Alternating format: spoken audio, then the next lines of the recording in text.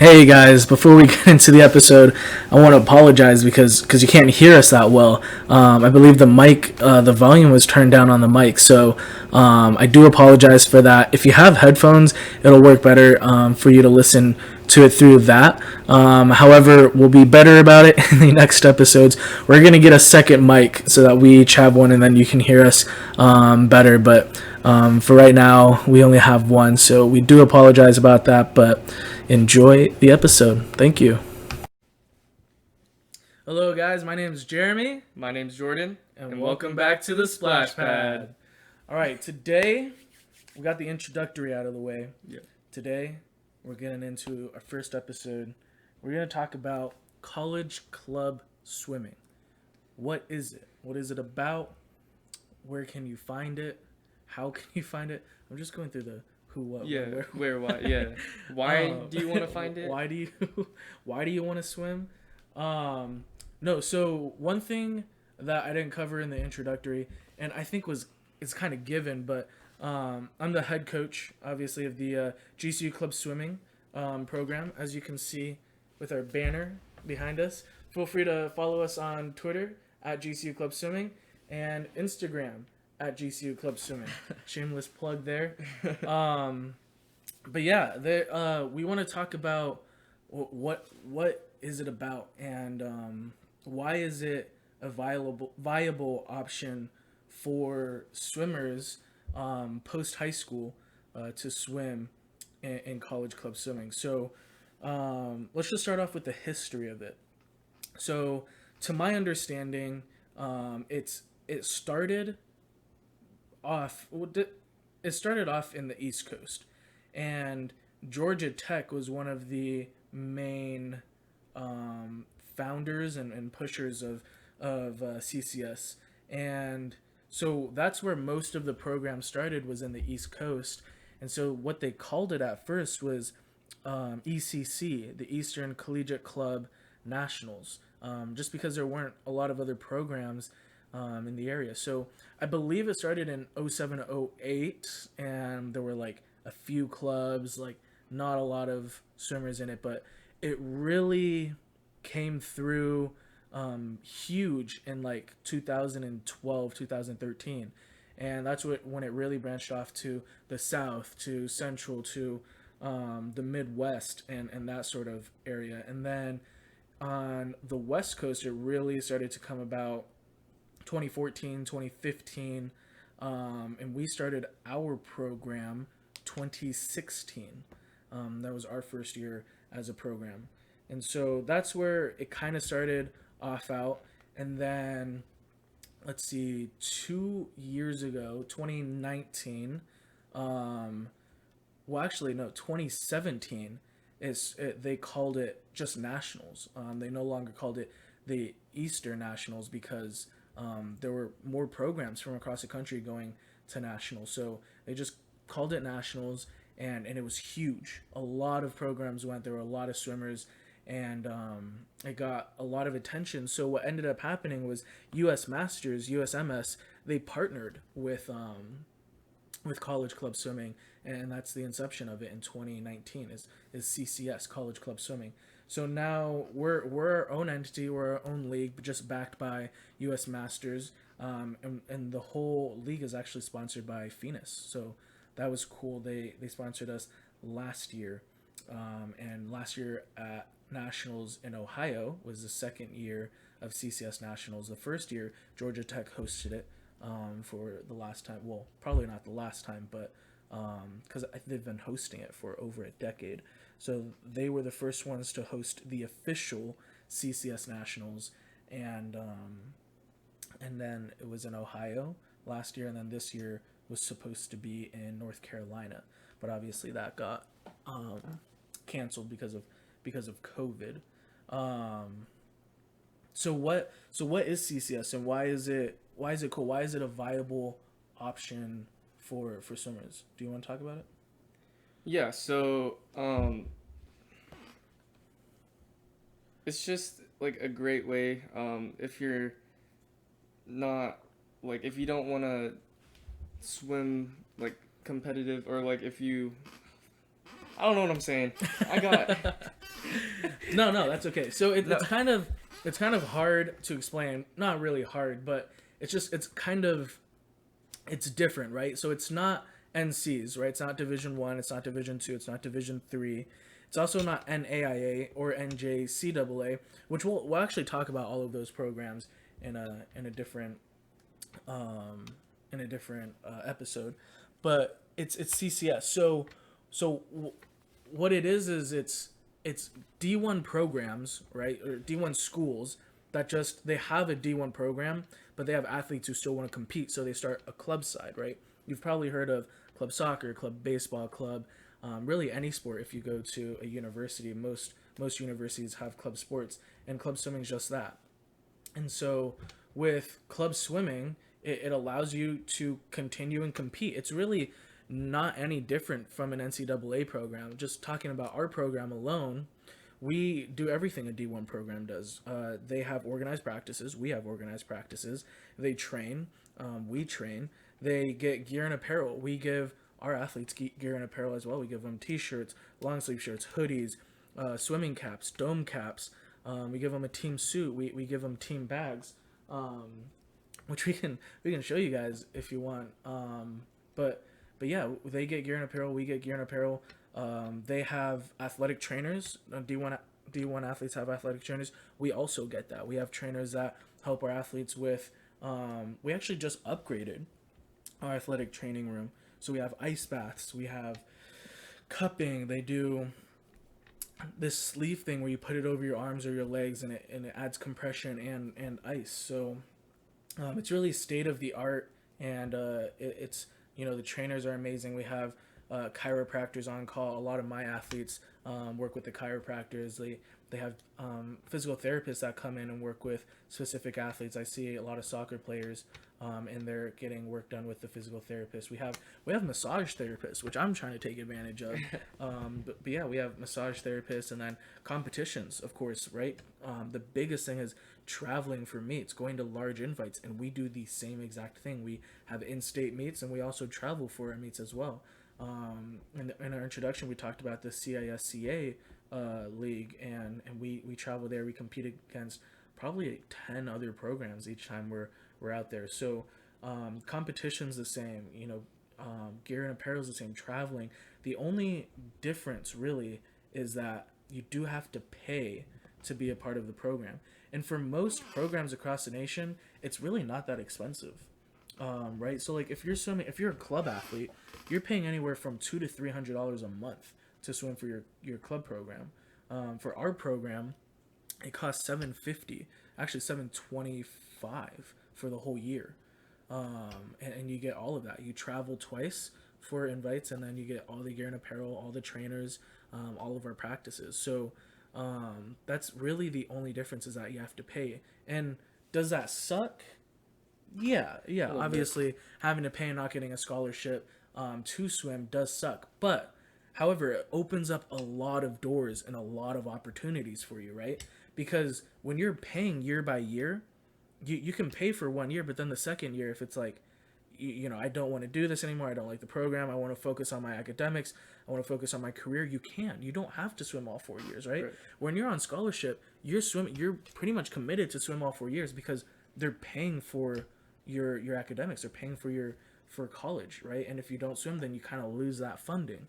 And so when you're in club, you just pay year by year basis, and if you want to quit, that's totally okay. And that happens all the time. We don't have a lot of swimmers on our programs, and we've only been around for 5 years.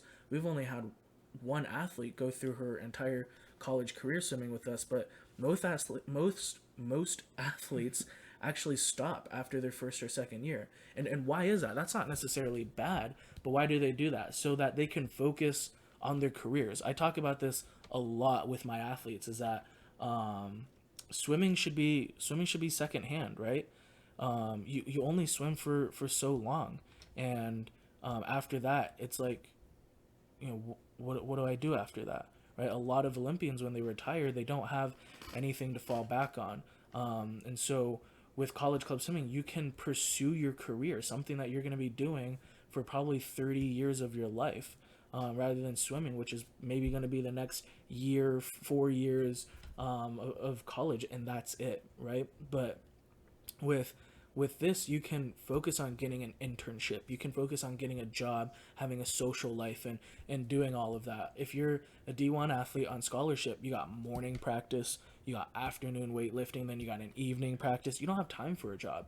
You're traveling on weekends, you don't have time for a job, you don't have time to go hang out with a lot of friends and have a social life, because when you're not practicing, you're either in class or studying, right?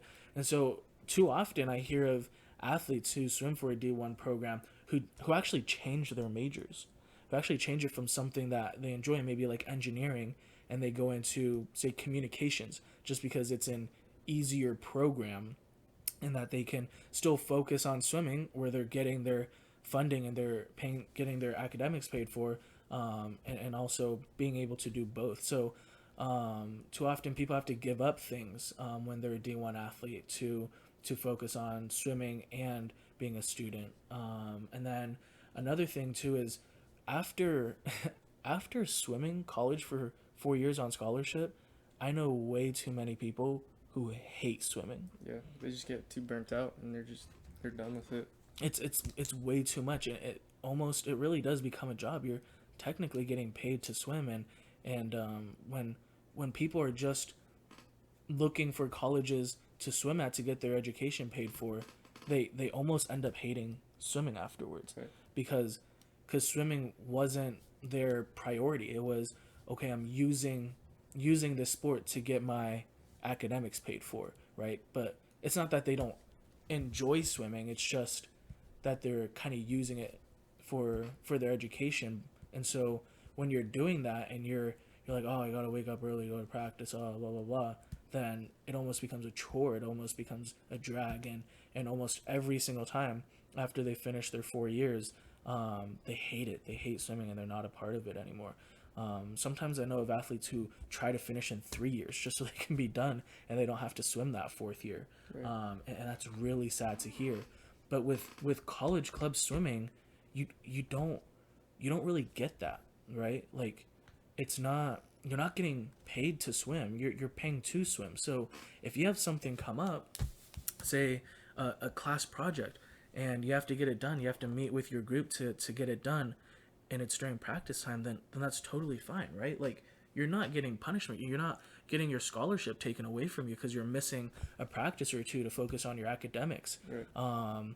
Say you're homesick and you're just not having a good day.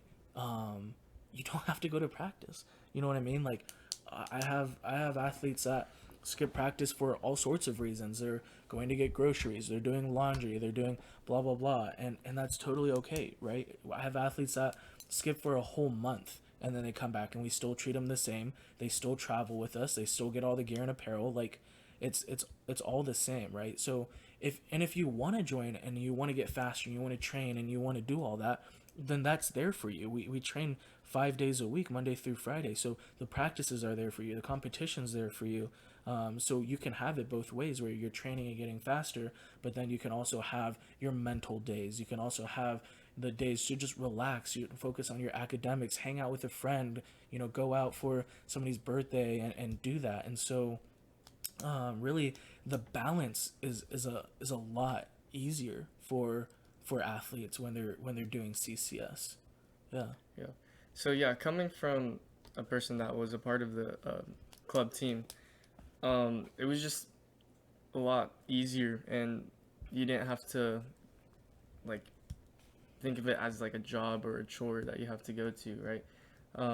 You can go to the practice. If you don't want to go to the practice, you don't have to go to the practice. Of course, the coaches, they want you to go for sure.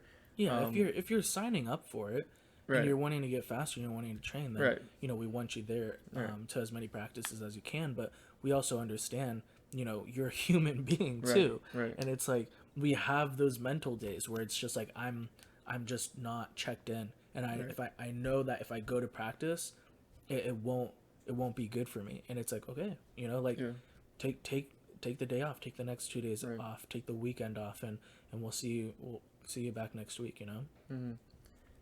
Also for club swimming, like, also it's not just for like top swimmers or like good swimmers, like there's also we have a lot of athletes that are just there to, get in shape or stay in shape or swim just because they want to swim. So it's not. You also don't have to do the swim meets. You don't have to go to every practice. They're just there to swim and have fun or get in shape. Yeah, absolutely. That's a really good point. We you don't have to be a top swimmer to be on this program, Right. right? Like for our 50 free, it ranges from our fastest is a 21:28, and then our slowest is like a 25 mid, 25:5. Right. For Like men's. that's yeah, for the men's. And that's really the range, right? Like we get people who have swam club year round for a decade of their lives, Right. and then we have people who only swam high school or just did a summer rec program, or sometimes we get people who've never swam at all, or Yeah. maybe have a year of experience. Like this Sierra, she did cheer throughout her high school tenure, but before that she did a little bit of swimming, but she did cheer in high school, and then she got to GCU and she was like, yeah, I want to move away from cheer and do swimming, and she's been doing great. I mean, she's Right. been, I think she got most improved this last year. I mean, Yep. she's been improving a lot. And so yeah, you're absolutely right. We take a wide range of people. It's not just for the top swimmers. If you did it in high school and you absolutely loved it, which most people do. I mean, high school swimming atmosphere is so much fun. Yeah, it is. So It much is. fun. And it's almost the exact same Right. atmosphere. Right. Yeah. Yeah, like high school swim is a different, like it's I can't say for like college and pro atmosphere, but high school atmosphere, like that was just the best part of my time, like in high school. After I came to GCU, I honestly did not miss high school, but like the only thing that I did miss was swimming and like that atmosphere. But And you kind of got that same experience, right? Right. Swimming on the club program. right, It's like right, it's almost the same. You're with this close knit group and you're training with them and you're traveling for meets. It's really about the same, yeah. yeah, And then another fun aspect about CCS, probably my favorite thing, is that we swim the 50s right, of yeah, every stroke. right, We swim all four 50s, and we also have the 100 IM. Mm-hmm. And so the events are the exact same for any college program, right? So NCs, they swim just the 50 free, all four 100s, all four 200s, and then you got the 2 IM, 4 IM, 5 free, and then they do the mile, and then they have all 5 relays. And so we add on the other 350s, 50 back, 50 fly, 50 breast, and then the 100 IM. And then we do everything else, except for the mile. Instead of the mile, Yeah. we do the 1,000. But even then, like, that's not the biggest change in the world, going from 1,000 Right. to a 1650. Right. And so really that's the only difference. But other than that, I mean, you swim who doesn't want to swim the 50s? I mean, Everybody wants they've been to. adding that in the world championships Yeah. for swimming. Like, Yeah. that's something that people want to see in the Olympics, is the 50s. And so being in CCS, you get to swim those 50s. And on our program, and just speaking for our program, I'm not sure how it is for others, but I think it's the same for others, is you get to swim whatever events you want. Mhm.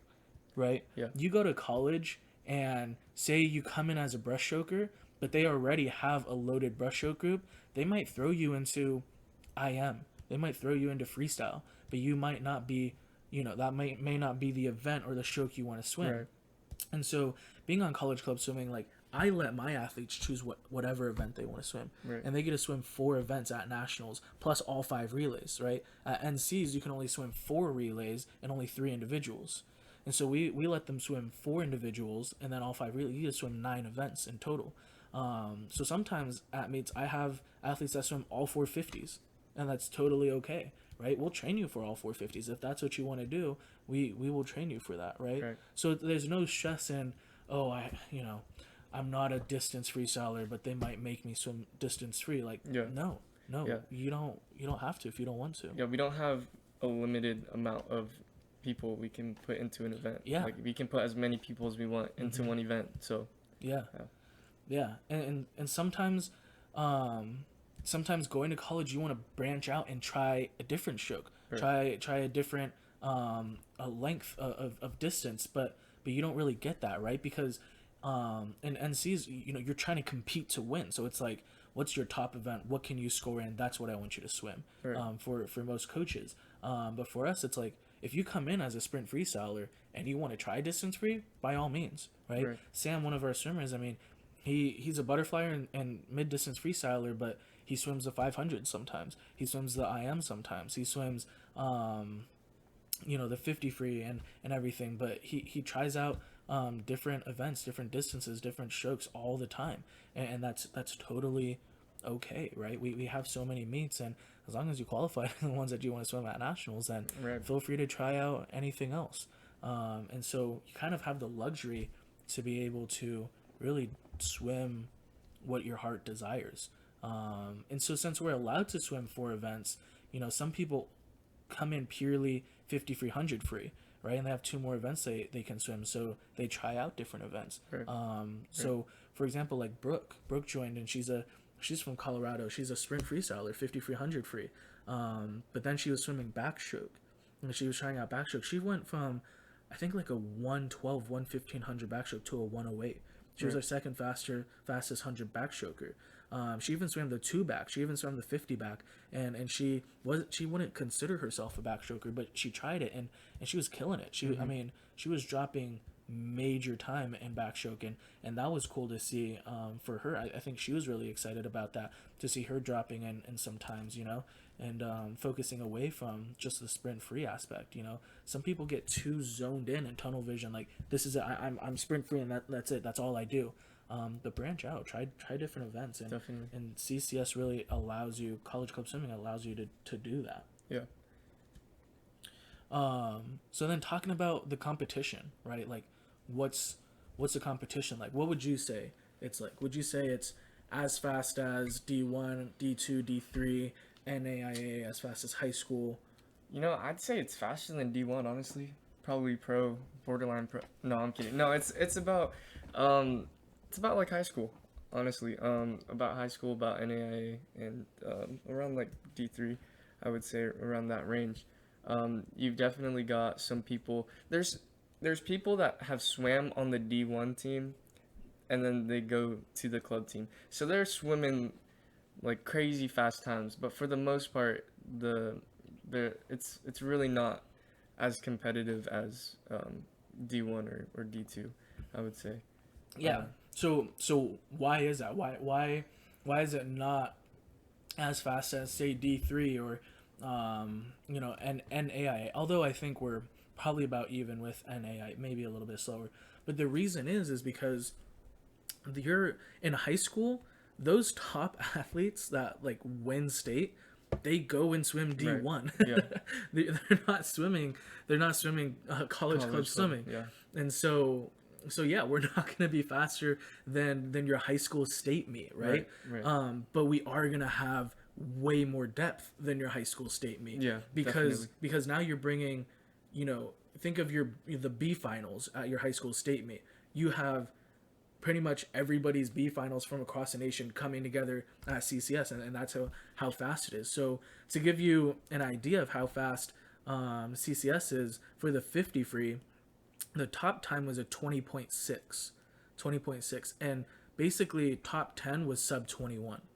So the top 10 athletes were sub 21, and I'd say top 100 was probably even sub 22.5.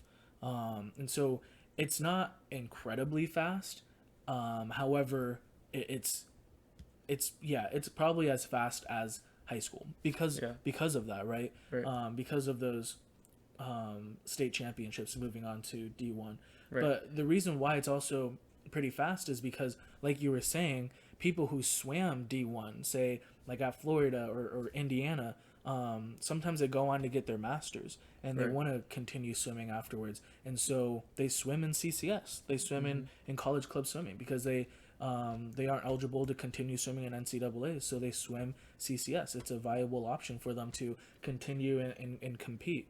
And so in the 100 free, Indiana had this guy named something Hansen, I forget, and he swam, I believe, a 5600 breaststroke, and he swam D1 at IU. And so we get fast competition because we have XD1 swimmers who come down and swim at CCS. Right. There was a girl, Ashley, and she was swimming the 500 free. I mean, she was smoking everybody in the field. But that's because she swam D1. So we have fast competition. We have major depth. And for example, at nationals in Ohio, there were over 2,000 athletes there.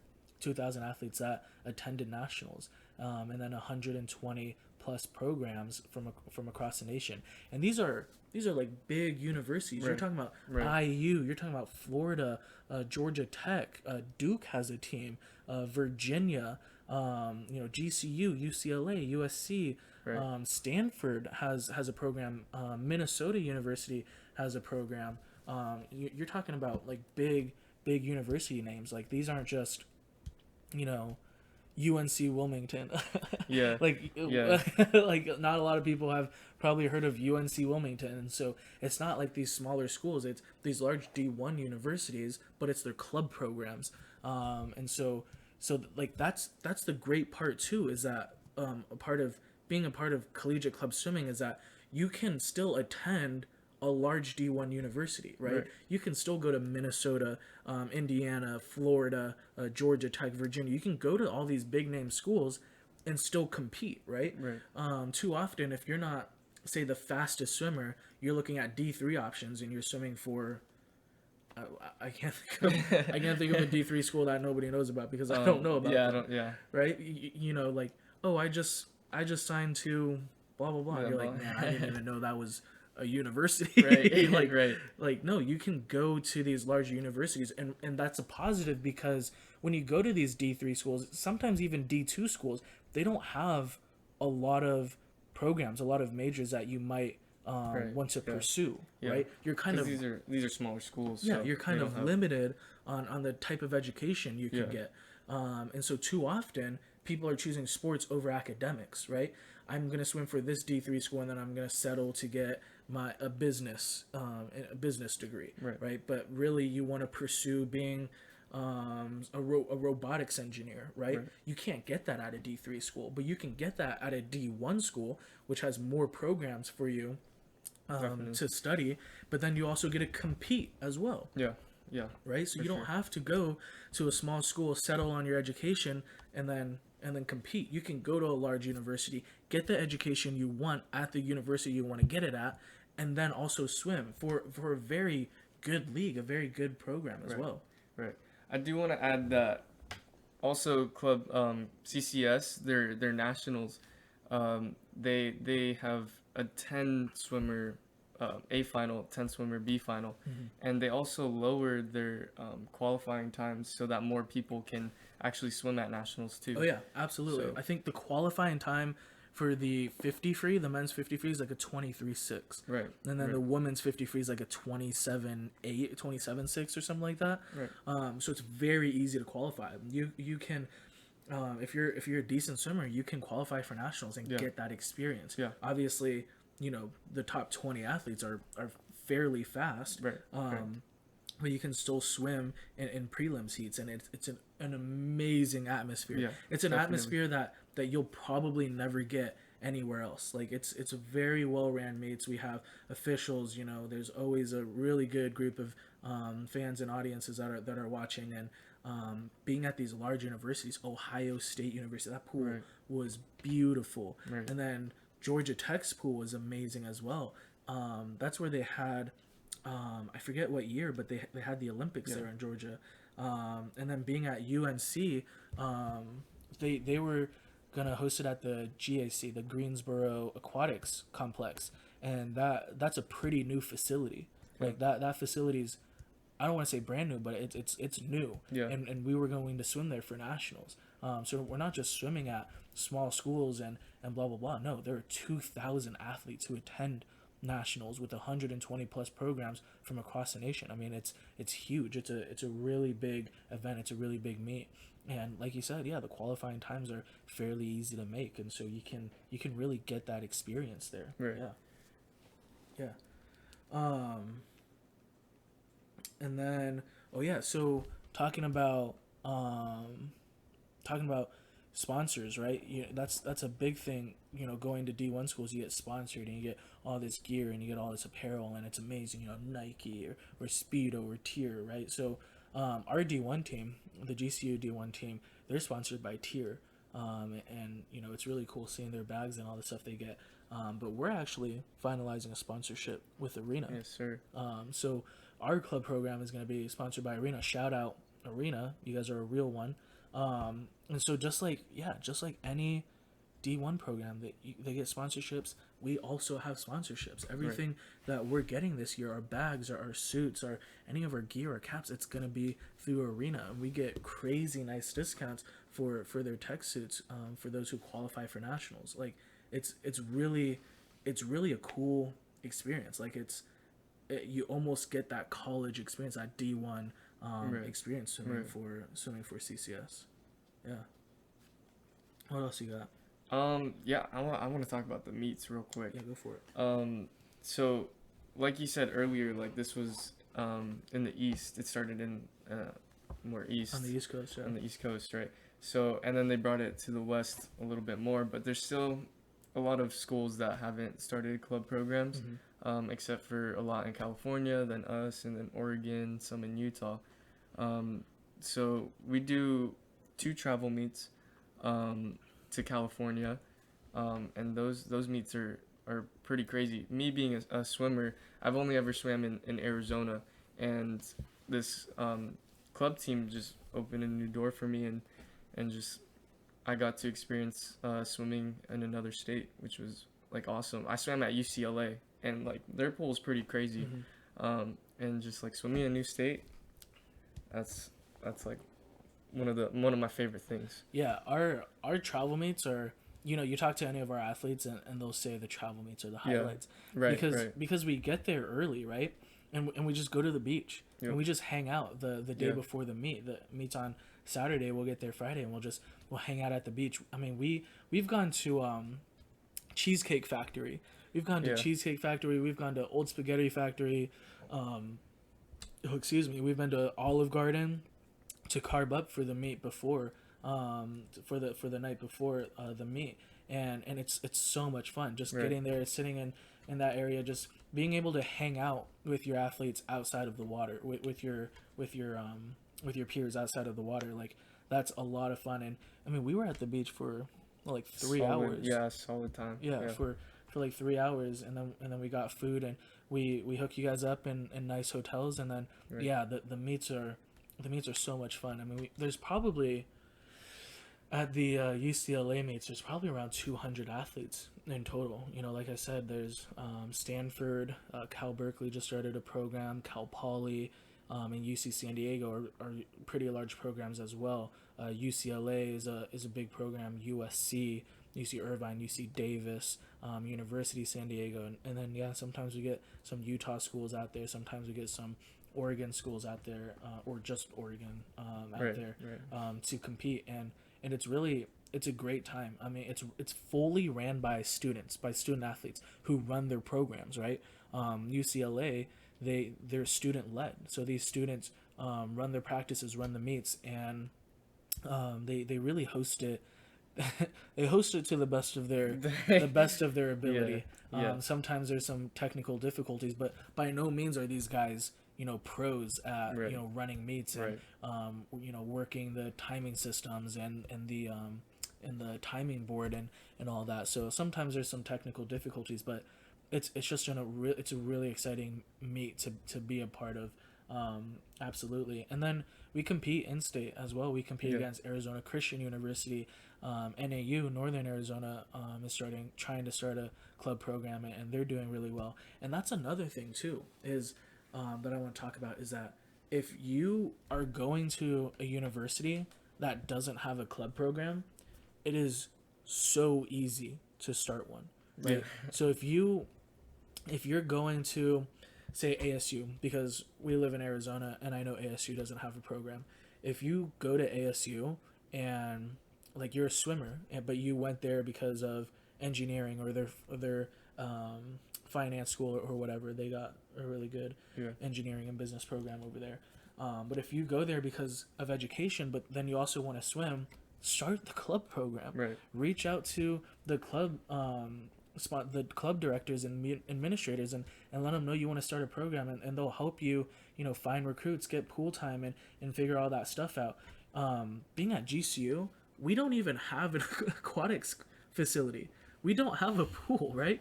There are universities with like a whole aquatics complex, Right, like state of the art. Yeah, state of the art, 50 long course meters, and they don't have a club program. We don't have an aquatics facility, but yet we were able to start a club program. We talked about it, or I talked about it in my introduction. Like, we swam in a pool. It's called the Grove Pool, and it's literally like, it's a block. It's a square. Yeah. It's 25 yards, and there's 2 lanes. It's 5 feet for one lane, 4 feet for another lane, and then it slowly goes up to 3 feet, 2 feet. And there's no lane lines. No.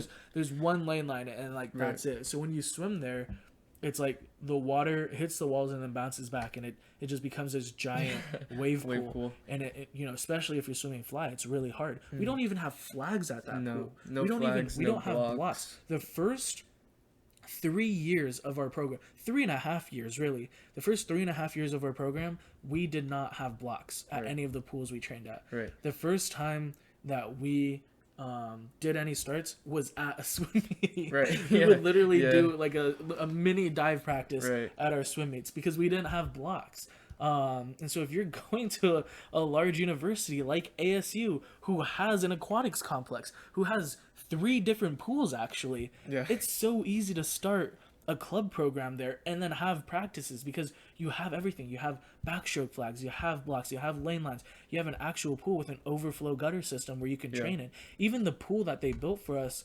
on campus, it doesn't even have an overflow gutter system. Right. So the water still hits the walls and then comes back in. I mean, we're grateful for very grateful for that, having a facility on campus that we can practice at, because we used to drive about 15 minutes off campus to train at a YMCA, who had backstroke flags, still didn't have any blocks, and the pool was like 4 feet deep. It was not deep at all. Yeah, and so the pool we have now it's about 6.5 feet deep all the way across. We actually have the D1 team's blocks, because they used to have it at the Goodyear YMCA, but they moved to Brophy, and Brophy won't allow them to have their blocks there because it doesn't match their color scheme. And so we actually took the D1 team's blocks, and so we have those blocks at our pool. We have backstroke flags, so really only for about half a year now. This last semester, because it was still building the first semester. Yeah, the 2020 spring semester was our first year being able to like do dive practices and have backstroke flags and have a pool deep enough where we can do underwaters and all sorts of other things. Granted, it's 5 lanes and it's not the most ideal facility, but for what we've been able to do with the facilities we've had, with how many recruits we've had, I mean, I think we're doing really well. Right. That doesn't mean don't come to our program. don't reach out. We still have state of the art stuff. Yeah, it's amazing. GCU is amazing. But we don't have an aquatics facility. But we took advantage of the blocks last semester. We used them every practice. Mm-hmm. There was no way we weren't going to use them. Yeah, definitely. And we even had like dive practices, like if people wanted to just come and get extra dive practice. Mm-hmm. So we took advantage of that for sure. Absolutely. Yeah. So yeah, if you're going to a university and they don't have a club program, just start one. Right. Like, reach out to other students on campus and be like, hey, if you're a swimmer, if you're not a swimmer but you want to try it, like, hey, join this club program.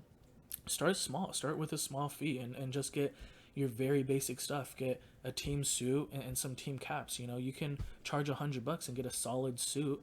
A men's suit's probably, especially a brief, is like $30. A woman's suit maybe around $50-$60, but caps are like $2. Right. Caps are inexpensive. So start with an easy fee, and get the basics. Get a suit. Get some caps. And then there are so many meets on the website. If you just search College Club Swimming on the website, they have a schedule of meets that you have to get what's called cleared, or forget what the word is, but you have to get it approved by sanctioned. You have to get it sanctioned sanctioned. by by CCS, and so there's a whole calendar on there where you can look at meets around your area. And traveling's really easy too. We go to California and we take vans out there, but most of the time people drive themselves. Yeah. Most of the time, Yeah. people just carpool and drive over there. Sometimes they get there early. Sometimes they stay longer, right? Because we leave right after the meet on Saturday. But some people stay Saturday in California and stay at the beach. We've talked about, going to Disneyland, going to Knott's Berry, and like hanging out more. If you have family out in California, feel free to stay with your family. Feel free to see your family. We have probably around 20 athletes who are from California. Yeah. And so a lot of them stay with their athletes. A lot of them, like Brooks' parents, they're from Colorado. They flew out to California for that meet. Yeah. And Brooks stayed with them. So you don't have to stay at the hotels with us. You don't have to travel with us. If you want to and you don't have a car to drive yourself, then you can take our vans and we provide that. But for the most part, like, travel meets are fun because there aren't a lot of like rules and regulations and like red tape to go through. Like, if you're on the D1 team, it's like you travel there and you get to your hotel and like you change to go to practice. Like, you're not there to hang out and go to the beach and sightsee. Like, you're there to train. You're there to compete, and then that's the number one priority. As soon as you're done, you're out, right? But and you have to travel with the team, Right. Because they have so many regulations on that. But with us, it's like, hey, if you want to stay, like, feel free to. You're a college student. Go do whatever you want. Right. Yeah. I also want to talk about the home meet that we had this last year. Like, honestly, this is our first home meet because this is our new pool, and like we had 5 lanes, no warm up pool, no cool down pool. Granted, I mean, it was just our team. We invited 2 other teams, right? Yeah, so we invited NAU and Southern Utah University. Yeah. Both brand new programs, so they're still trying to get a hold of everything, get a hold of their athletes, and make it a little bit better for them. So if you're going to NAU, if you're going to Northern Arizona, there is a club program there. And then if you're going to Southern Utah University, there's a club program there as well. Let me know if you're going, and if you're interested, and I can get you the contacts of the people in charge of those programs. Right. But yeah, I thought like that was just pretty crazy. We can just host our own meet and just like that actually like those times actually count for nationals too. And we were just swimming in our own pool, just having a meet by ourselves, which I thought was fun. Yeah. And like everybody was there, everybody was having a good time as well too. Yeah. So a lot of programs actually do this in CCS. Is they'll just host a week before the deadline for nationals. They'll just host a time trial meet or a last chance qualifier, and they'll just do an intra squad meet, and they'll just swim their athletes and get a time just so they can qualify. Right. You don't really have that option for No. D1. Like, you go to your invites and you go to your meets, you don't qualify. Yeah, and you only have 2 invites a year for D1, yeah, right? you have your the middle of the year invite, and then you have conferences, and then right. the rest are pretty much dual meets or double dual meets. Yeah. Right. So yeah, we kind of have that opportunity to just kind of, hey, we didn't get people qualified, let's just host our own meet, get a timing system, and swim it as many times as you want until you qualify. Yeah, we had some swimmers that did the same race 4 times just to qualify. Yeah.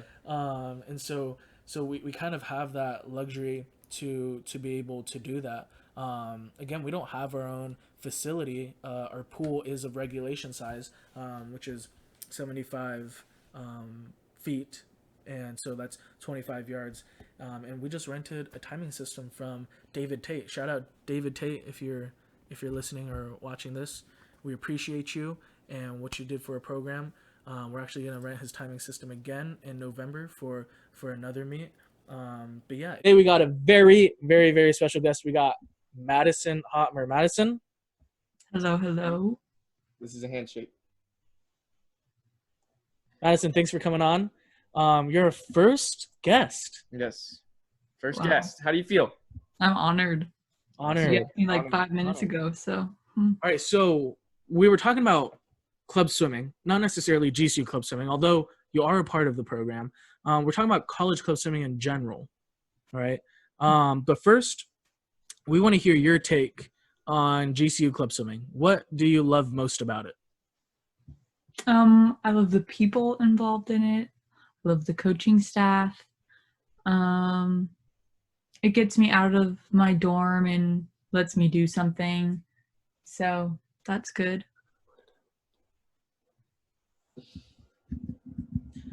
Awesome.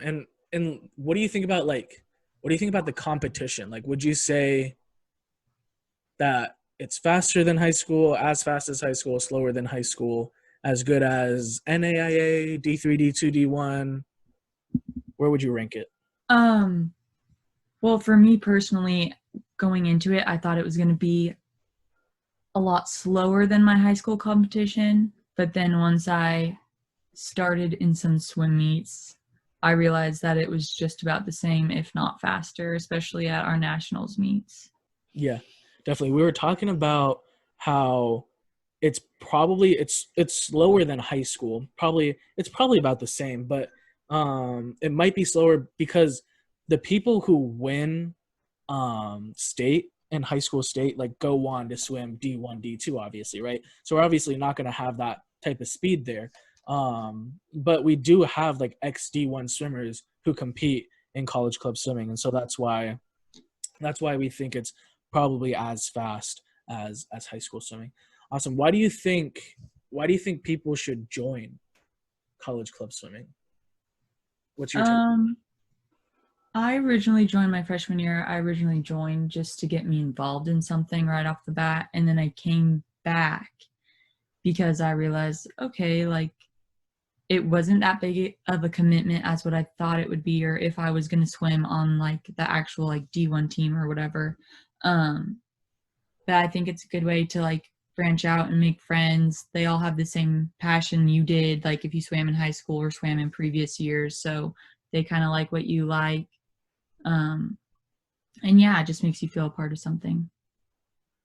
What do you think like the atmosphere is like about CCS college club swimming? Do you think it's like the same as high school? Do you think it's the same as club?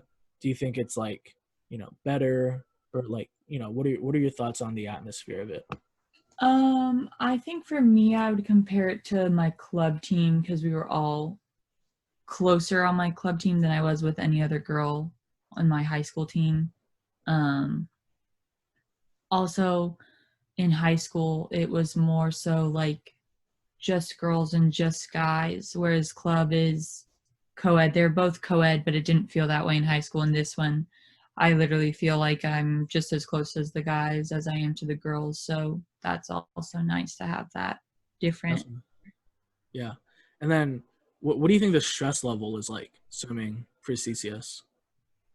Um, I don't really think there is a stress level. I think you get out of it what you put into it. So, like, for some of us, I know that it's a big deal to make these times and to attend practices and everything. So, that might be a little stressful for someone who's like that and trying to stay on top of schoolwork and everything, but it's not hard in any way. But then you might also have some people who don't really put in as much effort, so obviously their stress level isn't going to be as high. Yeah. We talked about how like some people who swim D1 and are on scholarship might change their majors to something easier so that they can maintain their scholarship, or where it just becomes a chore for them, where after they finish their 4 years they just get burnt out and they literally hate swimming afterwards. Do you know of anybody like that? Have you seen that? I haven't seen that, nor have I met anyone who has done that, but I do know that that is a thing. I've also talked to someone who swims D1, and she mentioned to me that she wishes that she would have just done a club team Hmm. because it's just so much with all the practices and then trying to stay on top of schoolwork and having a social life and everything. Yeah, So, definitely. And then what do you think about like your academics? Do you think you've had to compromise? Do you think you've had to, you hi, know, Jay. do swimming over your homework and your academics, or choose academics over swimming, or have you had a pretty solid balance? I had a pretty solid balance. I know that I'm going to school for my academics, so I think if I had to pick one, obviously I would pick my schoolwork over anything if it ever came down to that, but I've never been in a position where I think one has overtaken the other, or where I felt the need that one might be kind of holding me back or interfering with the other one. So Yeah. You have any questions? No, I don't have any questions. All right. So for those who are looking to swim post high school, they want to swim collegiately. Would you say that this is a viable option, or do you think it's just people who get in and swim and then go to a few meets, or do you think like, hey, if you honestly genuinely want to compete after high school and compete at a high level and really get everything offered to you with your academics and being able to swim, do you think this is like a viable option, or do you think do you think that you've had to give up some things and you haven't gotten a full experience of what you've wanted out of it? no, I think my only recommendation would be to join a club sport of some sort. Um, I think that with club sports, it's easier to branch out and do other things, and you don't feel as tied down as I think you would feel if you were to be going to school on scholarship for another sports team that's D1, D2, or whatever. I think that doing club sport would be the best option for anyone. Awesome. Definitely. You got anything you want to add? I was just just thinking about it. We didn't really do like an introduction for Madison, so nobody Madison, really knows who you are. The people want to know who you Want are. to know who you Oh my are. gosh. Could you give a small intro? Should we give an introduction for you? We could give an introduction for you if you want that. I don't care. So yes, you want us You to can do give it? it to me. You do Okay. All right. All right. So as you guys know, this is Madison Hotmer. She's going into her junior year at GCU. That's about all I know. She's a psych major. She is studying psychology, and she wants to go into sports psychology, Sports psychology. which actually is a great segue into it's called, what's it called? The Weight of Gold on HBO, that is coming out on the 29th of July. This will probably be posted after that, but if you haven't seen it, it's called The Weight of Gold. It talks about athletes who are who go through a lot of mental toughness and sometimes depression and stuff post Olympics, and it kind of talks about that, and that's really intriguing for Madison as she's going into a sports psychology major, and she's also from California. More specifically, she's from Rancho Santa Margarita, California. And her address is. No, I'm kidding. She swam at, and I actually don't know the high school you swam at. I swam for Trabuco Hills High School. That's right. No, actually, I did know that. Trabuco Hills High School, and the club team she swam on was the Coats, the Kodos. Kodo Coyotes. Kodo Coyotes. They're Kodo Coyotes. Yeah. So if you're from California, if you're from RSM, as they call As it, the locals call as it. the locals call it, if you're from RSM, feel free to shout out Madison. If you're from Trabuco or from the Kodo Coyotes, feel free to drop a follow, drop a like for Madison Hotmer. Well, Madison, it was a pleasure having you on the Splash Thank you Pad very much for asking me to podcast. come. Hopefully you'll join us for more. Let's talk about for GCU Club Swimming. Let's talk about that. She joined her freshman year. She actually wasn't going to join her freshman year. I think that's important to note. She wasn't going to join. She just showed up to the informational meeting and she was like, like I swam, so might as well continue. So she joined and she became one of our student leaders. She's actually the president of our club program going into her third year. So we're super excited to have her. She'll be one of very few people to be continuing swimming with us throughout her whole college tenure. We've only had one other person do that. So you're joining an elite group Madison, an elite group.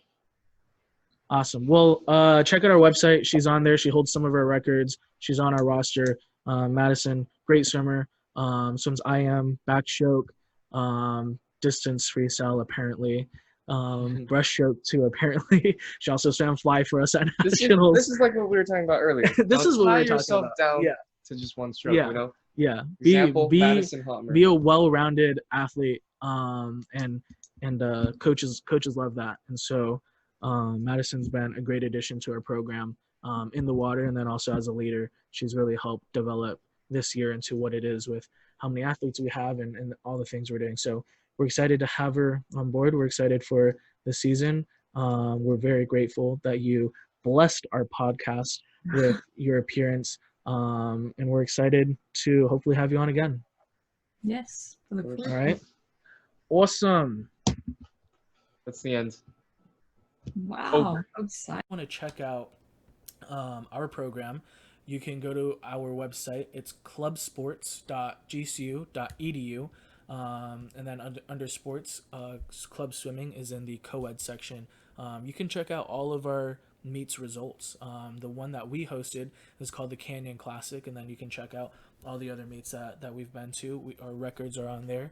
Our schedule is on there, and then also our athletes, who our athletes are, and the coach's bio. So if you're interested in coming out to GCU, seeing what our program's about, you can go there, and under my coach's bio says contact me, and so you can click on that and get a hold of me, and we'll get in contact. We'll try to get you out here to GCU and visit the campus, try to get you at one of our practices, and then see if GCU is an option for you to swim and to continue your education.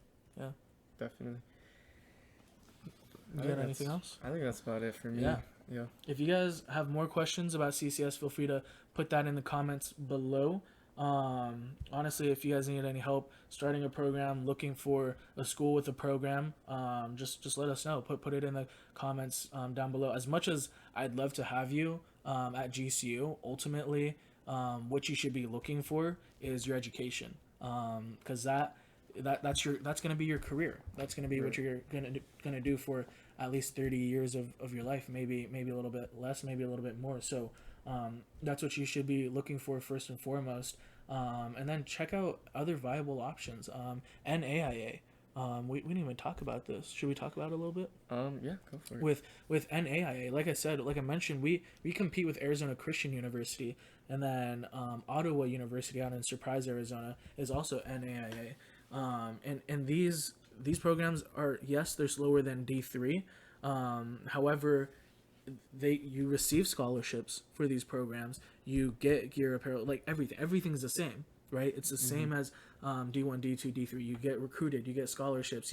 And I've seen them recruit some people who swim like a 24 something 50 free. Right. And so like just reach out to NAIA schools, and if they have a program that you're looking at studying, then why not? Like it's a viable option. They have nationals.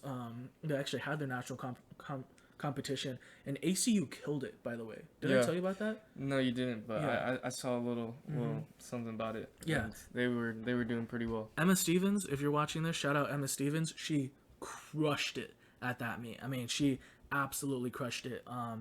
Their whole program did amazing. Honestly, Arizona Christian's a really good program. I love Lori. Lori's the head coach of that program. She's been awesome. And then Paul Root was the head coach before that, and he was really cool. They've been a really big help for our program to run meets and be able to do the things that we want to do. And honestly, love those programs and want to see them successful. So look at NAIA programs because they're just as fast. You get scholarships. It's honestly a really, really, really, really good deal. So check that out. And if you're looking for a school, just let me know. I'd love to help you look at any schools that you're looking at, and getting you into a school where you can swim in college as well, whether that's D1, D2, D3, NAIA, CCS. So I think that about wraps it up.